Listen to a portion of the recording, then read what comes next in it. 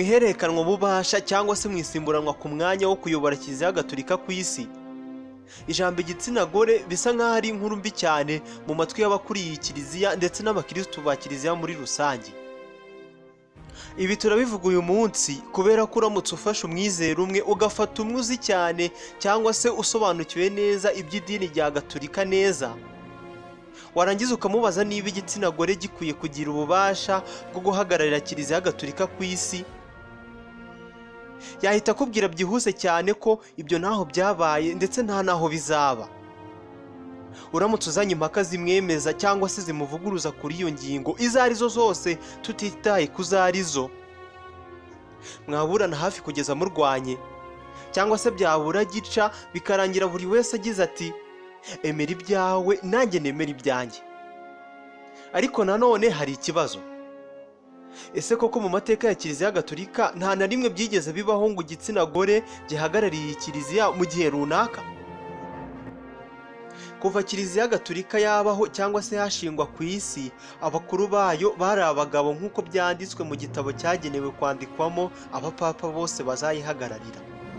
Ushatse ugendeye kuri iki gitabo wahita uvuga ko kugeza kuri ubu nta mugore urayoboreye kiliziya, gusa buretse hari inyandiko zihari zemeza ko atari uko bimeze. Izi nyandiko zigaragaza ko hari umwe mu bagore bigize nkana bagahagarara kiliziya gatolika ku isi. Nk'urugero, hari inyandiko yitwa Chronicle yanditswe ahagana mu 1250 irimo inkuru y'umupapa w'umugore utaravuzwe izina muri iyi nyandiko. Mureke dufate iminota mike tuvuge ku bigwi by'uyu mupapa w'umugore, dore ko yari umunyabigwi cyane.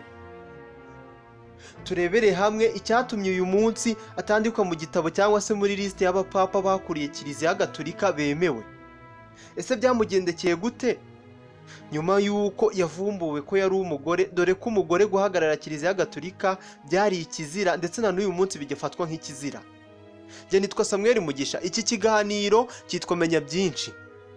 Mugitegurirwa na Telemontagne, mugikurikirana buri wa gatatu isaa 9:30 z'amanywa na buri ku cyumweru isaa 3:30 za mu gitondo. Tubaha ikaze mu kiganiro.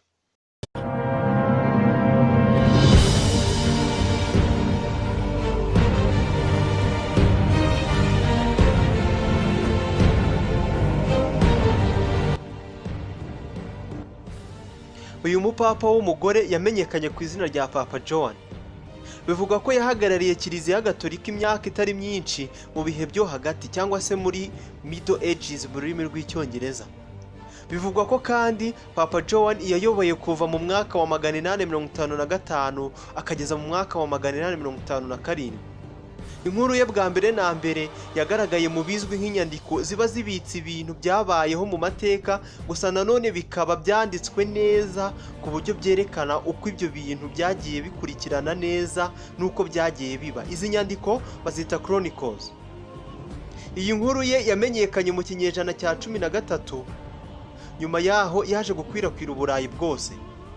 Inkuru ya Papa John yizewe ibinyejana byinshi, gusa nanone hari abahanga babayeho bavuga ko iyi nkuru atari iya nyaro. Papa John yamenyekanye nk'umugore wari ufite impano n'ubumenyi cyane, kuko bivuga ko kugira ngo abe papa yihinduranyije nk'umugabo, mbese ariyoberanya ku buryo bitari korohera buri wese washakaga kuba yamumenya neza. Papa John yaranzwe no gukunda kuba mu kiliziya cyane, ari naho bivuga ko yakuriye kugeza aho yatorewe gukurira kiliziya gatolika ku isi. Ese koko uyu mupapa w'umugore yaba yarabayeho by'ukuri? Ese niba yarabayeho, kuki uyu munsi kiliziya gatolika muri rusange itemera ko uyu mupapa yaba yarayiyoboye? Ndetse kuba yarayoboye bikaba bikigizwe ubwiru cyane ku buryo abantu batabimenya.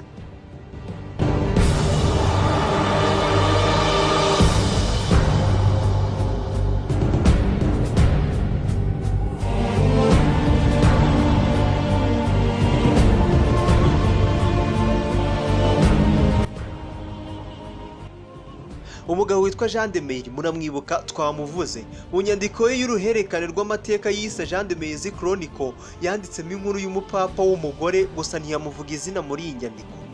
Nyuma yaho gato undi mugabo witwa Stephen of Bourbon yagize icyo yongera ku byavuzwe na Jean de Meyer mu nyandiko ye yise 7 Gifts of Holy Ghost.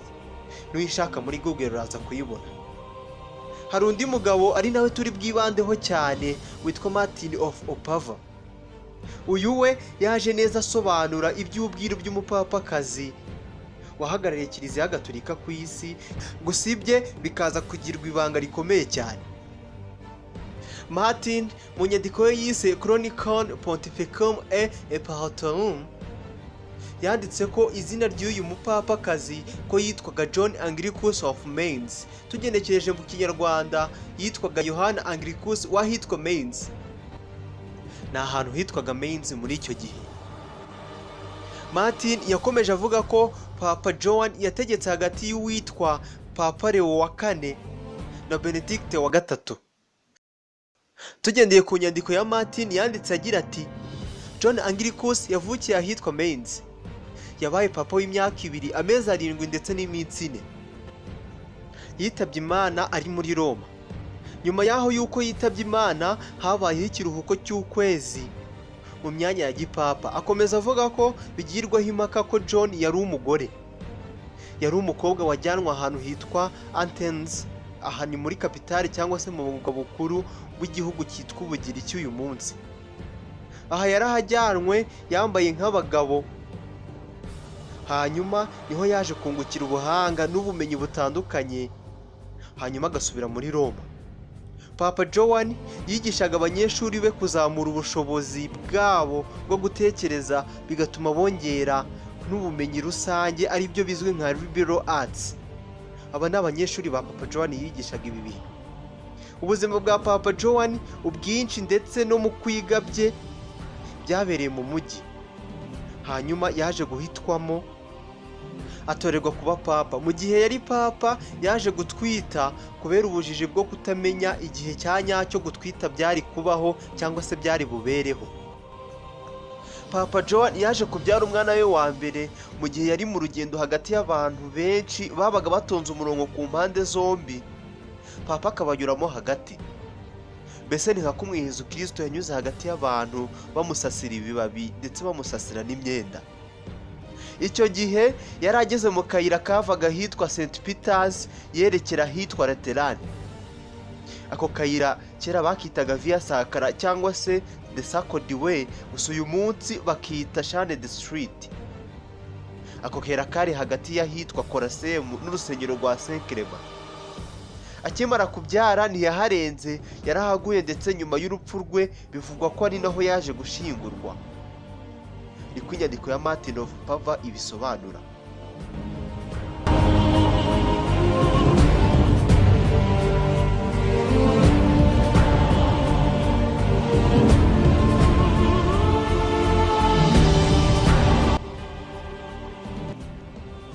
Inkuru y'uyu mupapakazi John yemewe nk'ukuri kugeza mu kinyejana cya 16, aho impaka hagati y'abanditsi b'abaprotestants ndetse n'abanditsi ba kiliziya gatolika zavukaga.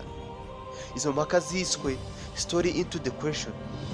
Iki gihe abanditsi bavugaga ko bitoroshye gusobanura ndetse no kwizera intera y'igihe iri hagati y'ibihe Papa John yabayeho ndetse n'ibihe yatangiye kugaragarira mu nyandiko. Nk'urugero, umuhanga witwa David Blondel yemezaga ko inkuru y'uyu mupapakazi John itabayeho itanashoboka. Biragoye kugira aho uherera uvuga ko Papa John yabayeho cyangwa se atabayeho, gusa hari igihari ni uko buri wese ubyemeza atanga ibi byemeza ndetse n'ibihamya byemeza ko iyo nkuru yabayeho. Ku rundi ruhande rw'ababihakana barabihakana gusa nta kindi. Gusa nanone hari igitekerezwa. Papa buri gihe yageze muri ako gahanda byabereyemo, murakibuka kamwe kitwa Cyane the Street uyu munsi, kera bitaga Sacred Way. Papa yahageze muri aka kayira byabereyemo nta kanyuramo, ahita ahindukira akanyura ahandi. Bitekerezwa kandi bikemerwa n'abantu benshi ko ari ukubera urwango yanga icyo kintu cyahabereye uwo munsi.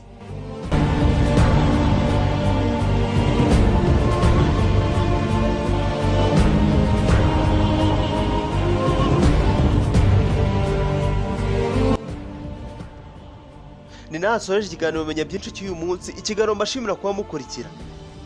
Gusa icyo twasigara twibaza ni ese kugira ube papa ko bakwicazaga ku ntebe itoboye munsi, umugabo umwe akaza akanyuza ukuboko muri uwo mwobo wari uri munsi y'intebe agakorakora ku myanya myibarukiro yawe ngo yumve neza niba uri umugabo koko, hanyuma ukaba papa. Ese Papa John yaba yarabicikiye hehe?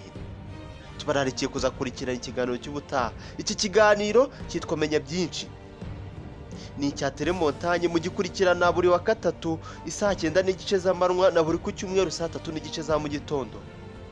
Njye nitwa Samuel Mugisha, ndabashimiye cyane.